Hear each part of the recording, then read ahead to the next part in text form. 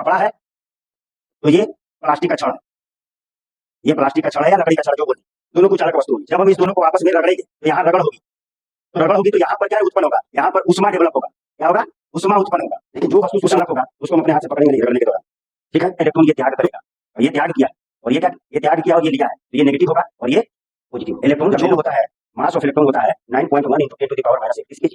तो जब इसमें से इलेक्ट्रॉन इसमें गया है, इसका मतलब इसका द्रव्यमान बढ़ गया है और इसका द्रव्यमान उतना ही द्रव्यमान घट गया। तो आपको किसी भी एग्जाम्स में इससे रिलेटेड कोई भी क्वेश्चन आएगा तो आपसे सोल्व हो जाएगा, वो चाहे बोर्ड लेवल का हो या जी का हो या नीट का हो, आपसे सोल्व हो जाएगा। धन्यवाद। देखिए, आइए आज के लेक्चर में हम लोग पढ़ेंगे स्थिर वैद्युतिकी के लेक्चर नंबर 5 में हम लोग आज पढ़ेंगे आवेशन की विधियां में। तो आवेशन की विधियां हमने पिछले लेक्चर में बताया था, 3 होती है।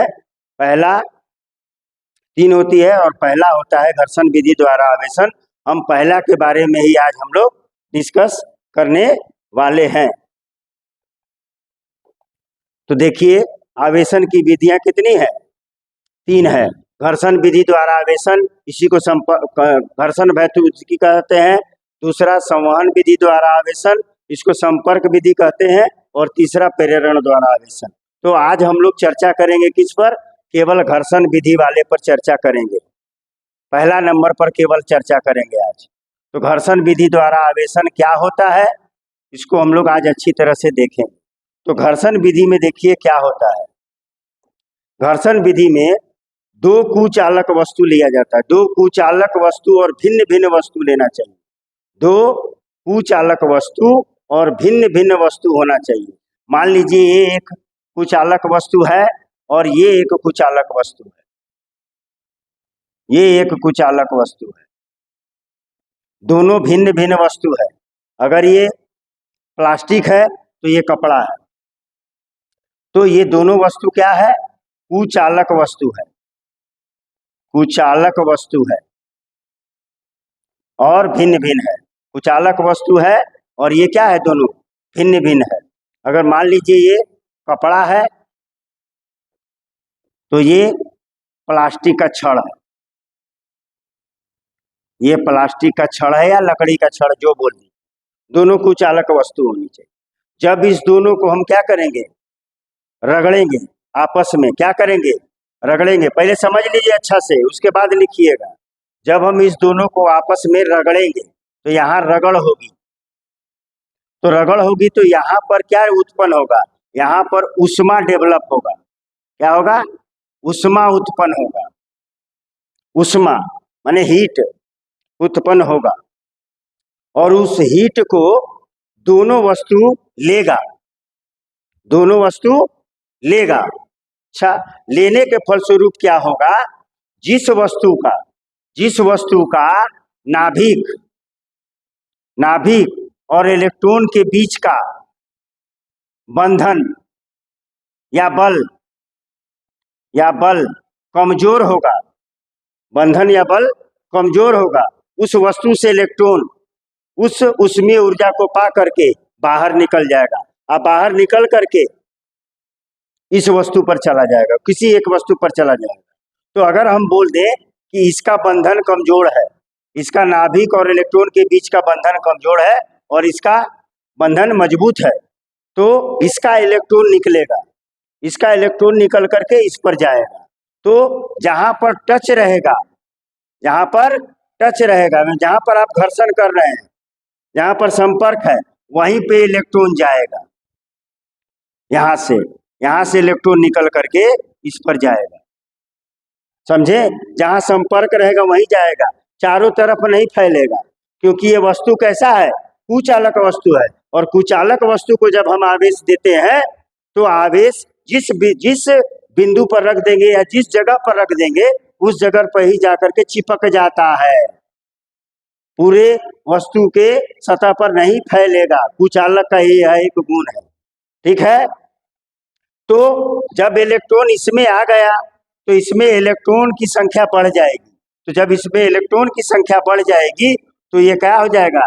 ऋण आवेशित वस्तु हो जाएगा। ये ऋण आवेशित वस्तु हो जाएगा।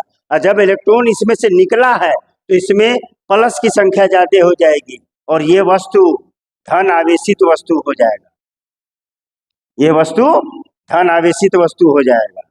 तो जितना इलेक्ट्रॉन निकलेगा उतना ही ये वस्तु ऋणावेशित वस्तु होगा, और जितना यहाँ से निकला है उतना ही वो धन आवेशित वस्तु, माने जितना इलेक्ट्रॉन ये यहाँ से निकल करके इस पर आएगा उतना ये नेगेटिव ऋणावेशित वस्तु होगा, और जितना इसमें से निकला है उतना ही वो धन आवेशित वस्तु का होगा। इसका मतलब इस प्रक्रिया में आवेश का संरक्षण का सिद्धांत का पालन हो रहा है। ना ही आवेश को बनाया जा सकता है और ना ही नष्ट किया जा सकता है। केवल एक आवेश को एक वस्तु से दूसरे वस्तु तक स्थानांतरित किया जा सकता है। तो अब इसको अगर हमको लिखना हो, घर्षण विधि द्वारा आवेशन को अगर हमको लिखना हो तो हम कैसे इसको लिखेंगे कि क्या होता है घर्षण विधि द्वारा आवेशन। और इस विधि को घर्षण वैद्युतिकी भी कहते हैं। देखिए घर्षण हो रहा इसलिए इसका नाम क्या बोल दिया गया, घर्षण वैद्युतिकी। तो अगर हमको इसको शब्दों में लिखना है तो देखिए कैसे लिखा जाएगा। जब दो भिन्न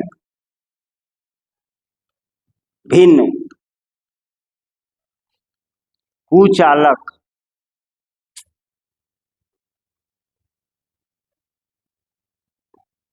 भिन्न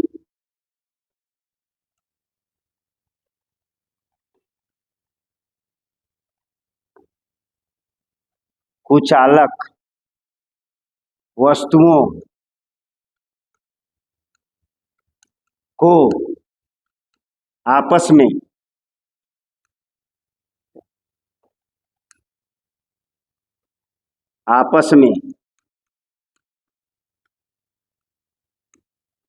रगड़ी जाती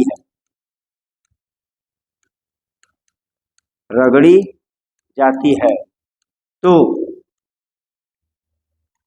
तो रगड़ वाले स्थान पर रगड़ वाले स्थान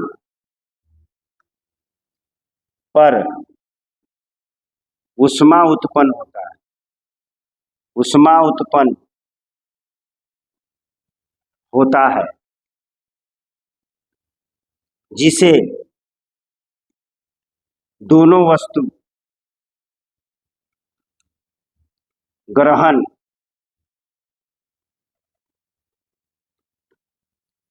करते हैं और जिस वस्तु का इलेक्ट्रॉन और नाभिक के बीच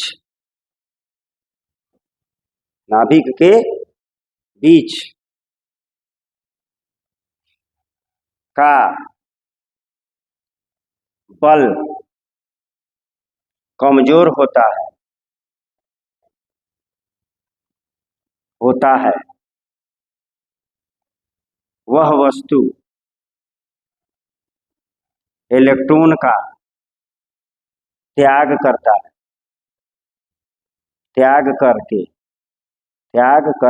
करके इलेक्ट्रॉन को दूसरे वस्तु के संपर्क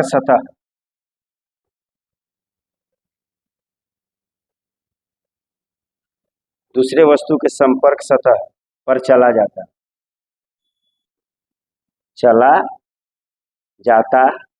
है जिसके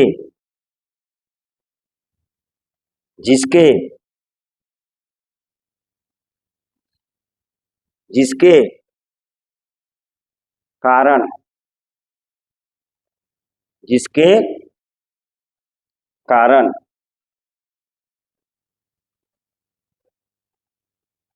जिस वस्तु पर इलेक्ट्रॉन जाता है वह ऋण आवेशित वस्तु तथा जिस वस्तु से इलेक्ट्रॉन निकलता है वह वस्तु धन आवेशित धन आवेशित धन धन आवेशित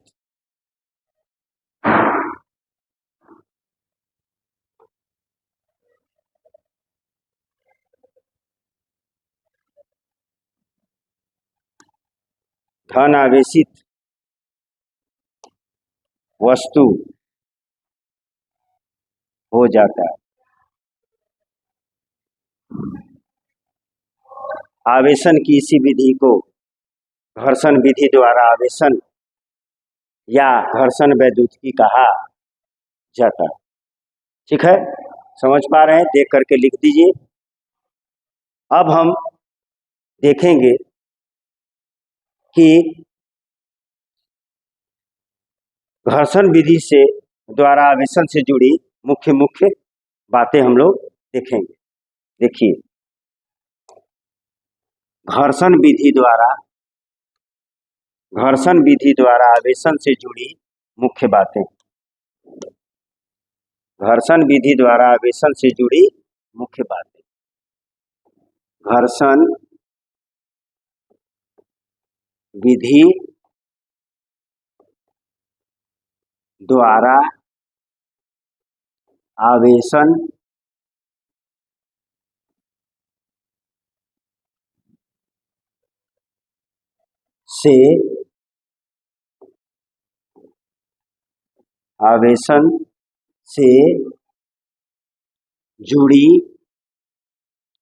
मुख्य बातें। घर्षण विधि द्वारा आवेशन से जुड़ी मुख्य बातें। पहली बात देखनी है। पहली बात देखिए। पहली बात, दोनों वस्तुएं कुचालक होते हैं या एक वस्तु कुचालक हो सकता है।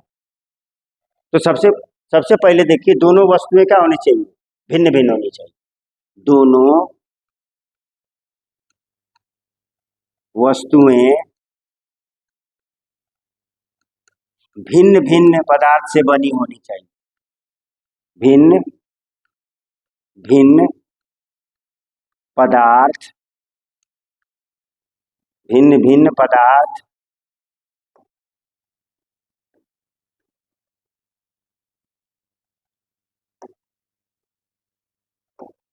भिन्न भिन्न पदार्थ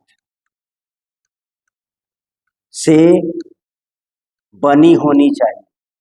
से बनी होनी चाहिए।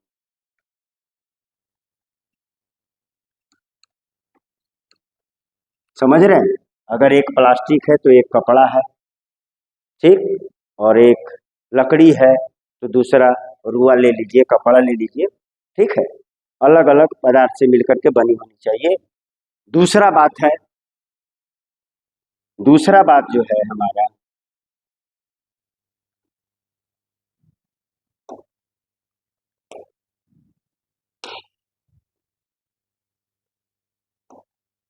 दूसरा बात जो है हमारा, वो क्या होना चाहिए?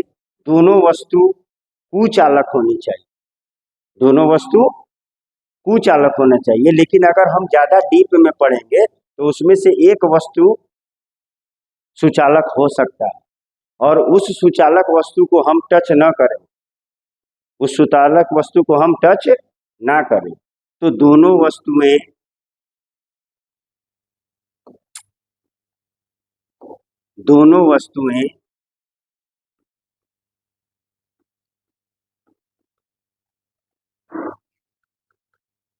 कुचालक या कोई एक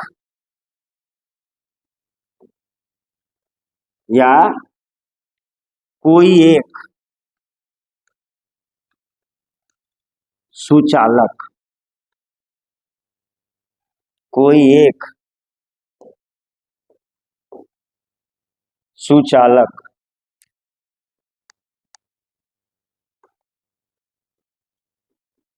सुचालक होनी चाहिए, होनी चाहिए। हम आपको बताएं दोनों क्या होगा, दोनों का होना चाहिए, कुचालक होना चाहिए या उनमें से एक सुचालक हो सकता है, लेकिन जो वस्तु सुचालक होगा उसको हम अपने हाथ से पकड़ेंगे नहीं रगड़ने के दौरान, ठीक है। तो तीसरा बात, जब रगड़ेंगे तो इलेक्ट्रॉन, एक वस्तु इलेक्ट्रॉन क्या करेगा, दान करेगा, तो वही वस्तु इलेक्ट्रॉन त्याग करेगा, वही वस्तु इलेक्ट्रॉन का कुर्बानी देगा। कुर्बानी मैंने समझ रहे हैं, त्याग, इलेक्ट्रॉन का त्याग करता है जिस वस्तु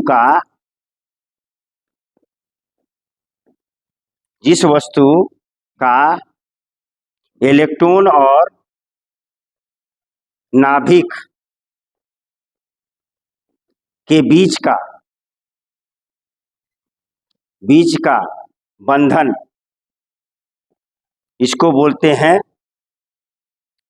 electron affinity, electron affinity, electron affinity, बीच का बंधन कमजोर होता है, कमजोर होता है, और जिस वस्तु का ये बंधन कमजोर नहीं होता है वह ले लेता है, ठीक। 3 बातें हुई। चौथी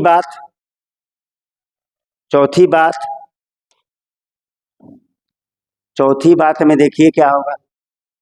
चौथी बात में दोनों वस्तुओं का आपस में सटना जरूरी होता है, दोनों वस्तुओं का आपस में सटना जरूरी होता है, दोनों वस्तुओं का आपस में सटना जरूरी होता है,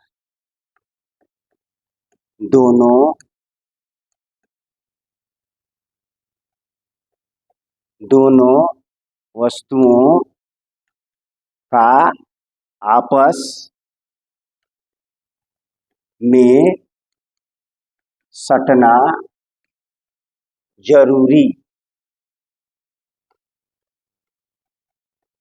होता है।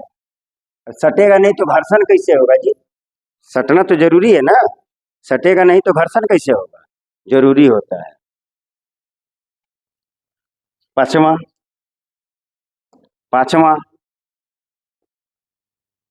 पांचवा में क्या होगा, पांचवा पॉइंट है दोनों वस्तु पर समान मात्रा में परंतु विपरीत आवेश उत्पन्न होता है, यानी दोनों वस्तु क्या हो गया, आवेशित हो गया, दोनों वस्तु आवेशित हो गई। इस विधि द्वारा आवेशन में,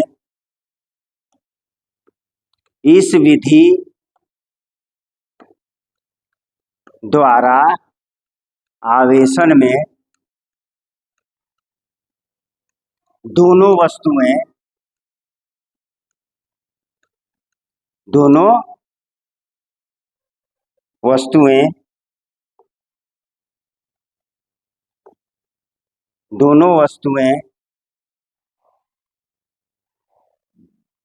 विपरीत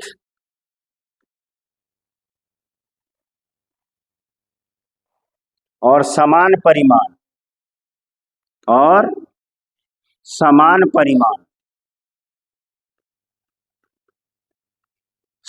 परिमाण से आवेशित होते हैं।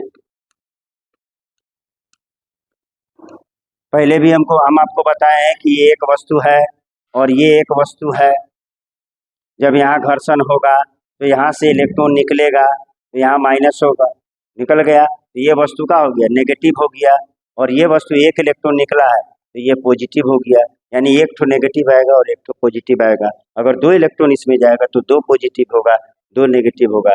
परिमाण समान है परंतु प्रकृति क्या है, अलग अलग है। ठीक है, ठीक। इस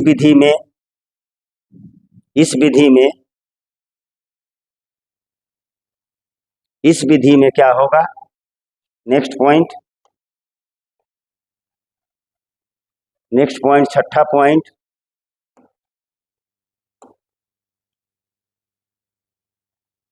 इस विधि में आवेश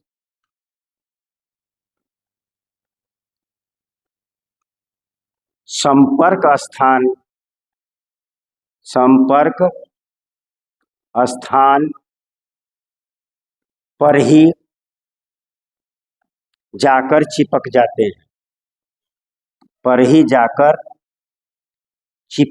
हैं, वस्तु के पूरे सतह पे नहीं फैलते हैं, क्योंकि ये क्या होता है, उचालक होता है।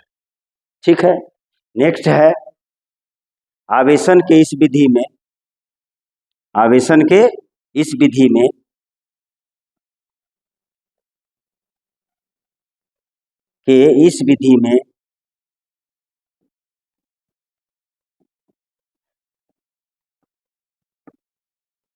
आवेश के संरक्षण के नियम का पालन होता है। आवेश के संरक्षण के नियम का पालन होता है, मतलब जितना दोनों आवेश पर जितना पहले कुल आवेश था, आवेशित होने के बाद भी उतना ही आवेश होता है, कुल आवेश उतना ही होता है। ठीक है, इसका मतलब जब हम वस्तु को आवेश नहीं किए थे तो उन दोनों वस्तुओं पर जितना कुल आवेश था, आवेशन के बाद भी देखा गया तो दोनों वस्तुओं का कुल आवेश उतना ही प्राप्त हुआ, इसलिए आवेश के संरक्षण के सिद्धांत का पालन करता है। अब हम लोग 8वें पॉइंट पर जाते हैं। 8वां पॉइंट क्या बोलता है, 8वां पॉइंट वही बोलता है कि अभी हम आपको बताएं कि जितना इलेक्ट्रॉन ये त्याग करेगा, और ये त्याग किया है और ये क्या, ये त्याग किया और ये लिया है, तो ये नेगेटिव होगा और ये पॉजिटिव होगा। तो जो वस्तु इलेक्ट्रॉन का त्याग करता है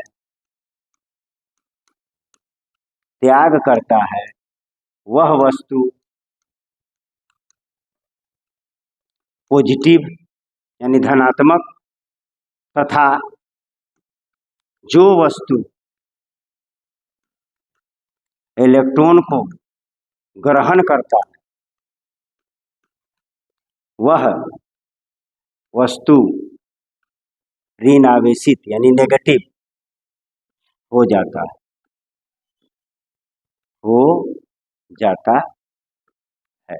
और एक बात देखिए, इलेक्ट्रॉन का वैल्यू होता है, मास ऑफ इलेक्ट्रॉन होता है 9.1 × 10⁻31 kg।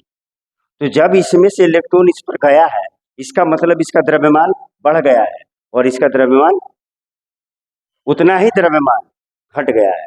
तो आखिरी पॉइंट हम जो लिखेंगे वो क्या होगा कि घर्षण विधि द्वारा आवेशन में, आखिरी पॉइंट 9 नंबर, घर्षण विधि द्वारा आवेशन में,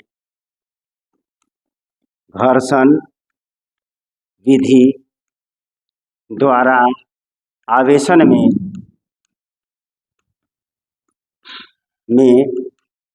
जिस वस्तु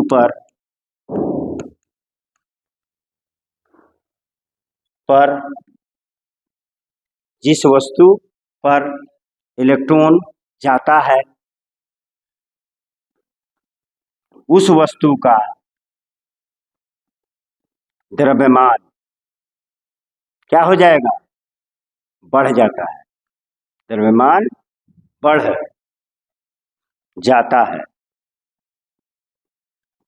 और जो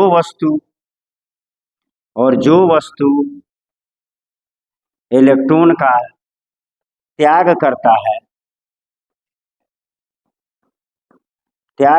है, उस वस्तु का द्रव्यमान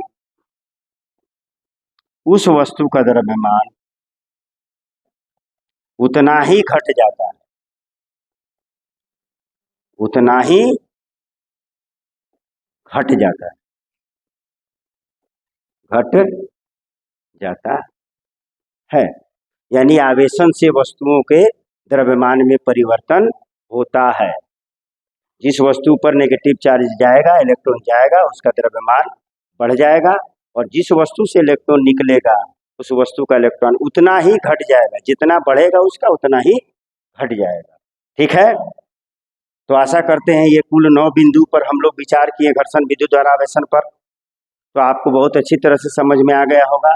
और इसको अगर आप अच्छे तरीके से अगर कर लेते हैं समझ करके, तो आपको किसी भी एग्जाम में इससे रिलेटेड कोई भी क्वेश्चन आएगा तो आपसे सॉल्व हो जाएगा, वो चाहे बोर्ड लेवल का हो या जी का हो या नीट का हो।